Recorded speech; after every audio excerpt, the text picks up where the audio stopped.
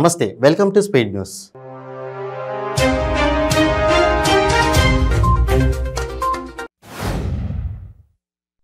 ప్రధాని మోడీ అధికారంలోకి వచ్చిన తర్వాత దేశంలో ప్రజల జీవన ప్రమాణాలు తీవ్రంగా దెబ్బతిన్నాయని, ప్రధానంగా దళితులు, మైనారిటీలపై దాడులు పెరిగాయని, మరోసారి ప్రధానిగా మోడీ కావద్దని కోరుకుంటున్నామని ఎంఐఎం చీఫ్ ఎంపీ అసదుద్దీన్ ఓవైసీ అన్నారు.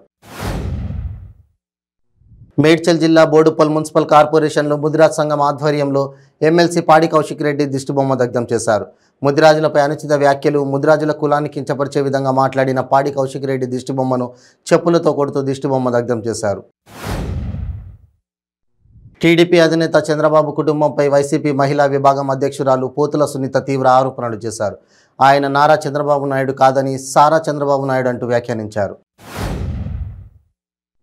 ఈ నెల 30వ తేదీన వామపక్షాల ఆధ్వర్యంలో విద్యుత్ ఛార్జీల పెంపును నిరసిస్తూ గూడూరు డివిజన్ పరిధిలోని విద్యుత్ సబ్స్టేషన్ల వద్ద నిరసన ధర్నా కార్యక్రమాలు నిర్వహిస్తున్నామని, కావున డివిజన్ పరిధిలోని వామపక్షాల నాయకులు, అనుబంధ సంఘాల నాయకులు పెద్ద సంఖ్యలో పాల్గొని రాష్ట్ర ప్రభుత్వానికి ప్రజల యొక్క నిరసన తెలియజేయాలని సిపిఐ జిల్లా కార్యదర్శి నాగరాజు పిలుపునిచ్చారు. అన్నమయ్య జిల్లా తంబళ్లపల్లి మండలం తెట్టు గ్రామంలో వాలీబాల్ వద్ద జరిగిన చిన్నపాటి గొడవ ఇరు వర్గాల మధ్య ఘర్షణకు దారితీసింది. బాధితుల కథనం మేరకు తెట్టు గ్రామంలో వాలీబాల్ ఆడుతుండగా మాధవకు, సురేంద్రకు మాటల యుద్ధం జరిగింది. ముదిరాజ్ కులస్తులపై అనుచిత వ్యాఖ్యలు చేసిన ఎమ్మెల్సీ పాడి కౌశిక్ రెడ్డి బహిరంగ క్షమాపణ చెప్పాలని మంచిర్యాల జిల్లా లక్షెట్టిపేట ముదిరాజ్ సంఘం ఉపాధ్యక్షులు చీకటి తిరుపతి డిమాండ్ చేశారు. స్థానిక గోదావరి రోడ్డు పెద్దమ్మ తల్లి గుడి వద్ద మాట్లాడారు. కర్నూలు జిల్లా మంత్రాలయంలో గ్లోబల్ వైష్ణవి ప్రైవేట్ పాఠశాలలపై విద్యాశాఖ అధికారులు దాడులు ఆకస్మికంగా నిర్వహించారు.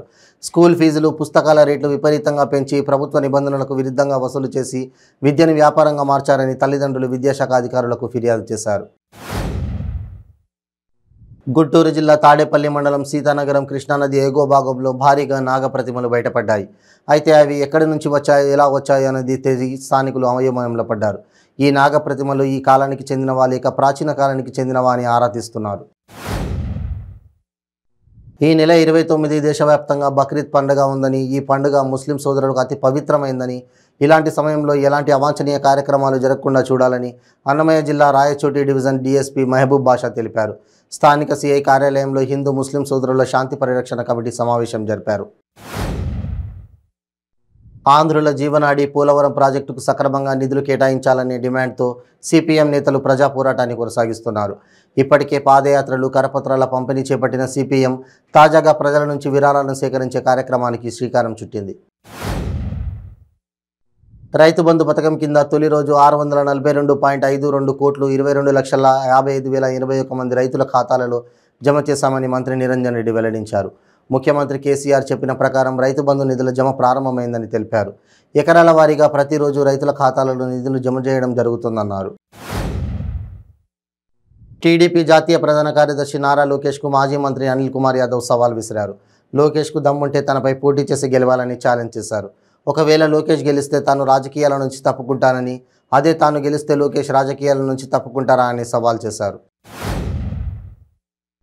అనకాపల్లి జిల్లాలో రాజ్యసభ మాజీ ఎంపీ తుమ్మపాల చక్కెర కర్మాగారం వ్యవస్థాపక అధ్యక్షుడు వివి రమణ శత జయంతి ఉత్సవంలో మాజీ ఉపరాష్ట్రపతి వెంకయ్యనాయుడు పాల్గొన్నారు.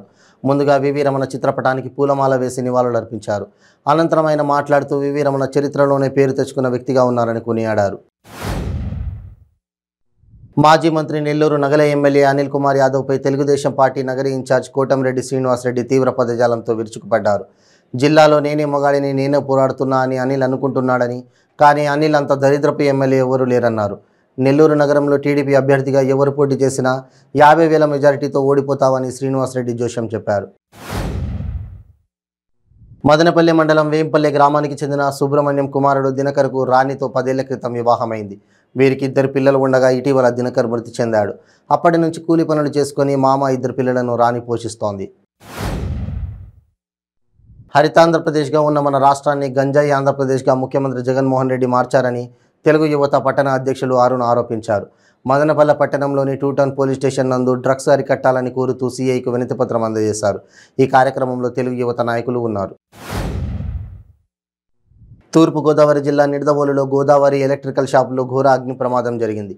ఫైర్ సిబ్బంది మంటలను అదుపు చేశారు. విద్యుత్ షార్ట్ సర్క్యూట్ కారణం కావచ్చని అనుమానిస్తున్నారు. సుమారు 40 లక్షల రూపాయల ఆస్తి నష్టం జరిగింది.